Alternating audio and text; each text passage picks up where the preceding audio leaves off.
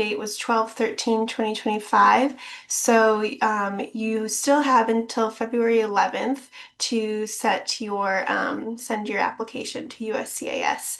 Your program start date needs to fall within that 60-day window of your I-20 end date and and the end of your grace period, which is February 11th. And your application window has been open since September 14th. For our winter 26 graduates, the program is March 14th, 2026. So you have until May 13th, 2026, and you need to pick a start date. Everyone has to pick a start date that falls within the 60-day grace period. So for our winter graduates, that would be March 15th through May 13th. And your application window has also opened on December 14th, 2025. So if you have not started the process, you can start it today. And then we also have for our spring 2026 graduates, the program end date of June 6th, and you have until August 5th, and that's in your 60-day grace period is June 7th through August 5th. And your application window has not opened yet, so you cannot start the process. But it's good that if you're here today, you're taking in this information, and you can start the process March 8th of this year. So choosing an OPT start date, a lot of students come to us with this question: how do I pick the date? I know it has to fall within that 60-day grace period, but there's really, a couple things that you can take into consideration. We know that you don't need a job offer to apply for OPT, but you could maybe, talk to some people who've graduated in your field who are on OPT. Maybe there's a trend in an employment start date, and you could kind of base that requested start date on that trend.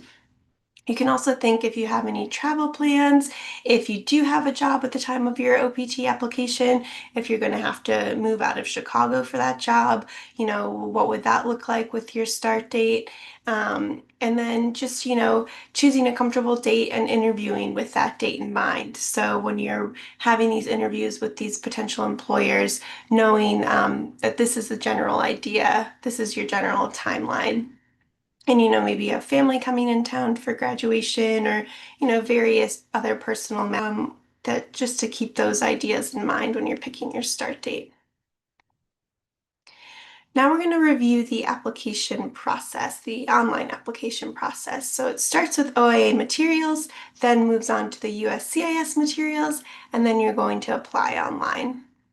So step one is gathering your OIA materials. So you need an I-20 with an OPT recommendation. To get that I-20, you need to submit the F1 OPT recommendation request to our office.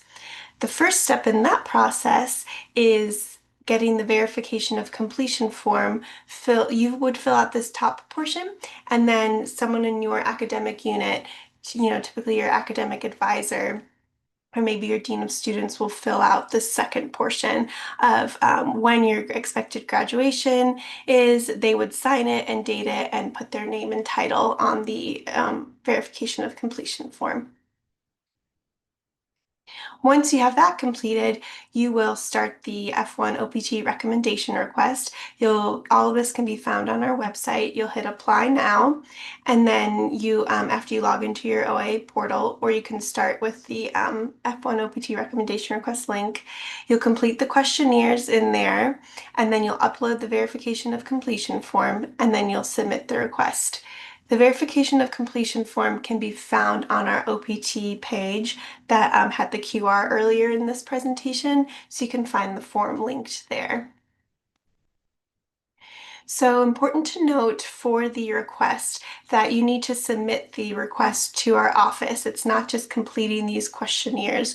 We won't receive it if all you've done is completed these questionnaires, but you didn't click the submit request button. You have to click submit request, and then you'll see this great green box with a green check mark that says, thank you, your request has been received by OIA. So just make sure you see that request has been received with the green check mark, and then we have received your request. We ask for 2 weeks to process those requests. So just make sure you're putting that into your timeline. So giving our office enough time to process your request before you need it for your application. Once it's processed, you'll receive an I-20 with OPT recommendation on it. You'll also receive a CPT screenshot if you use CPT while at UChicago during your current program that you're applying for OPT with. Those two pieces of information will be uploaded to your OA portal, and then we will send you a confirmation email to your UChicago email account to let you know that we've processed your OPT recommendation request and give you the instructions on where to locate your I-20 and CPT screenshot if applicable. So now you've done that, we're on to step 2 of the process, which is gathering the USCIS materials. So you will need the biographical page, need a new digital passport photo.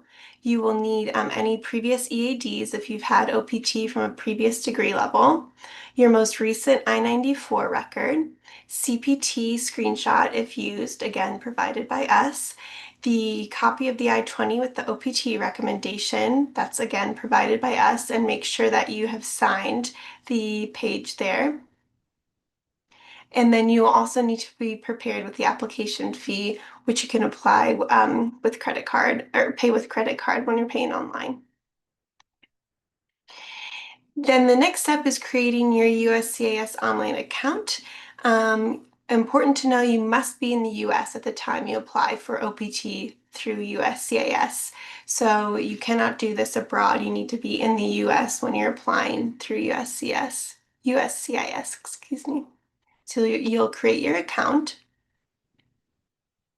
You can refer to this presentation slide on our website. You can click on the link and it'll show you the detailed instructions that you may need to help you set up the account. Then you're going to move on to step 4 in the process, which is filing the form I-765, which is the OPT form. So I'm not going to go over every single bullet point here, but you will create the account, you'll file the form, and then it'll ask you more, questions that are you'll be able to follow through with the answers there. Getting started, if you've ever previously filed this form, you would just, answer honestly, yes, that you have, or no, you haven't. Typically the answer is no if, you don't have anyone helping you, assisting you with the application. And the reason is the initial permission to accept employment. Then you're going to enter the personal information, your current legal name, the name that appears which is the name that appears on your I-20. If you've used any other name since birth, you would answer honestly there, your contact information, and in that contact information, you're going to provide your current US mailing address. Now, this is one of the more important items here, which is why it's highlighted. You want to make sure that you're listing a US mailing address that you will have access to, in the future of your application. Typically, the application review time is about 3 to 4 months. We put 4 to 5 months here just to be safe.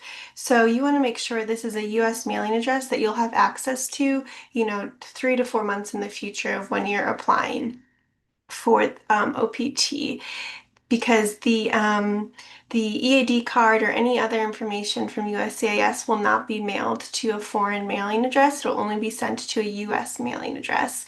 So if you are moving after graduation, and you're not quite sure what your new address will be, if you have a trusted friend here or a relative in the US that you can ask to have the mail sent there, you can list that, but just make sure that you're listing their name in the in care of field in the address so that it gets delivered properly to them. And then it'll just ask you for some more information. So you can just follow along here. The A number is if you've applied for OPT and you've been approved for before, and you would list that information. If not, then it doesn't apply to you. And then you're going to upload the evidence. The evidence is the USCIS materials we covered a couple slides earlier. So it's the government approved photo of you, the copy of your most recent I-94 record,